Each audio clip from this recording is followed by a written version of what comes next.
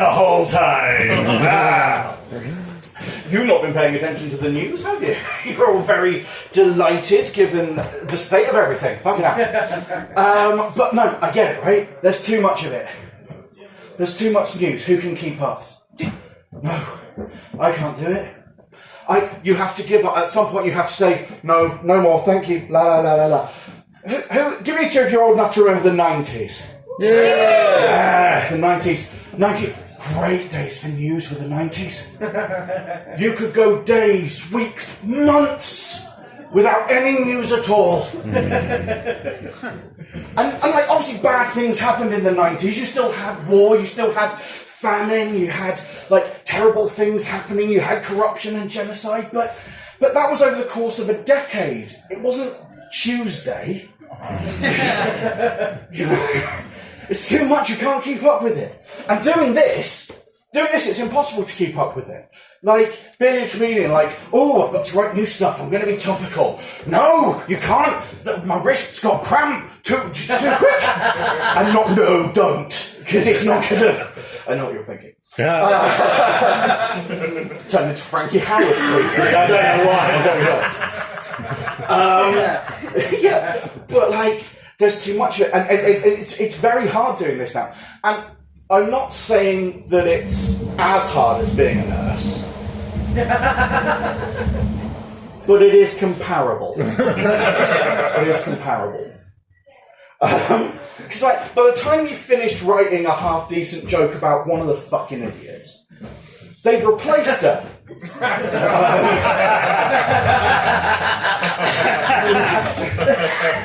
have to start again. Like, by the time I'd written a half-decent joke about Suella Braverman, you remember Suella Braverman?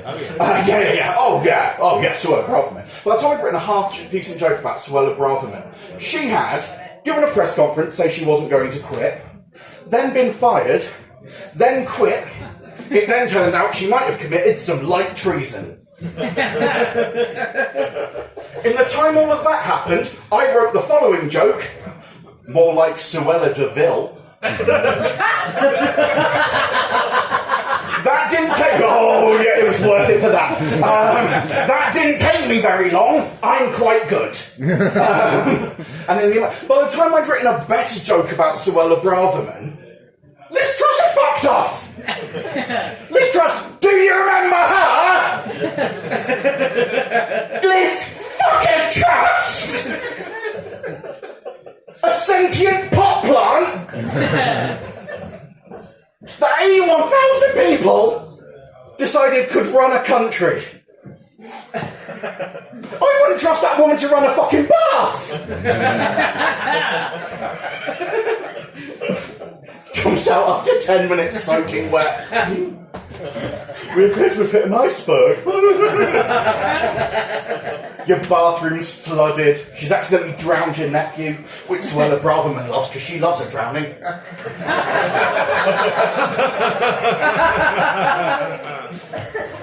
Fucking people. And she fucked off, and then things went really off the leash. It was only when the dumbest Prime Minister any of us had ever seen left that things really went off the chain. When, like, Boris Johnson flew back off holiday. Holiday! I think we can all agree that nobody's ever deserved one more.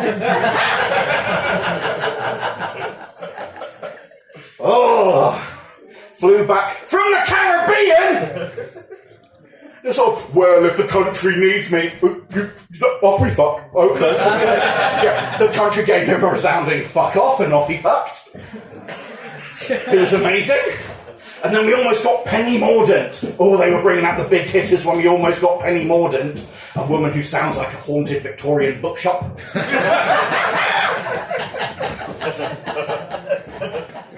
And then we got Rishi Sunak, a man who is in fact a haunted Victorian bookshop. And then you're like, well, that's as surreal as it's going to get. Surely that's as surreal as it's going to get. And then Worcester! I'm a celebrity, get me out of here. I want you to think about those words very carefully when I go into this next bit. I'm a celebrity, get me out of here, announced that Matt Hancock the former health secretary. We all remember Matt Hancock, don't we? Matt Hancock was going into the jungle, and every other celebrity who was going into that place breathed a huge sigh of relief. Because for as long as that man is in the jungle, they won't be anywhere near a kangaroo bollock. There's not an anus they'll have to touch while Matt Hancock is in the jungle, because whatever else you want to say about the people of Great Britain, we are petty and we are vindictive and we will fuck him up. Remarkable. Matt Hancock into the jungle.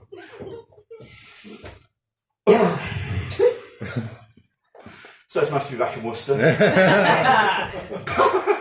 I used to live in Worcester. Give me a cheer if you're Worcester local. Yeah. You poor fuckers. I got out. I live in Cheltenham. It's very nice. It's much more my pace. Lovely. Because I moved to Worcester to finish school. I said school. I went to Christopher Whitehead's. You bastard! Poor bastard. Well, yeah, no, so Christopher Whitehead's is mad. And especially when I went there. So I went there late 90s, early noughties. And Christopher Whitehead's at the time was somewhere where between PE and geography you did have how to make your own stab vest. And how to disarm a homemade grenade if you needed to. What I'm saying is it was a little bit rough even for Worcester. And I at the time lived in Ronkswood. Hey, Ronksy. Yeah! Imagine if you can, me in Ronkswood. Yeah. For some of you who are not Cheltenham local, that cackle is 100% accurate. I am lucky I survived to adulthood. Like, I was much skinnier than I am now. I wasn't on sertraline at that point. I was much skinnier than I am now. And I was shy. And my sisters were what I think could politely be described as goers. There were a lot of people in Ronkswood who knew us, if you follow. And a lot of their girlfriends were not happy with that house. Yeah, lucky I survived to adulthood. So it's always lovely to be back. It's always lovely to be back at Worcester. Always lovely. Please, the last time I was here, this place did not exist. You've got nice places now. You've got craft beer and things. It's not just smack. It's lovely. It's a lovely change. The Hive's really done things, hasn't it, for Worcester? Yeah. You put a fucking gold symbol in the middle of your city and suddenly people go, oh, it must be quite nice. They've got a building made of gold.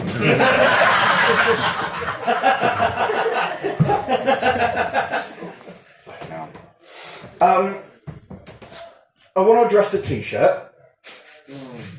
Right, some of you might be looking at this and thinking, well, you've made a sartorial choice there, haven't you? That's a decision that you've made as an adult human being. This is a t-shirt with a pigeon on it that says, stay cool. Stay cool. This was a birthday present to me. From somebody I have known and been friends with for almost 10 years. Almost 10 years. And when they gave me this, they said, and I quote, I saw this in what I assume was an airport. I saw this and immediately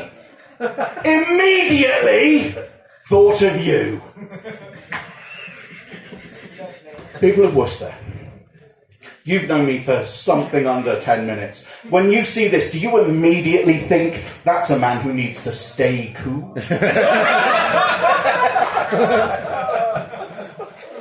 And if he isn't cool, what he needs is the pride pigeon reminding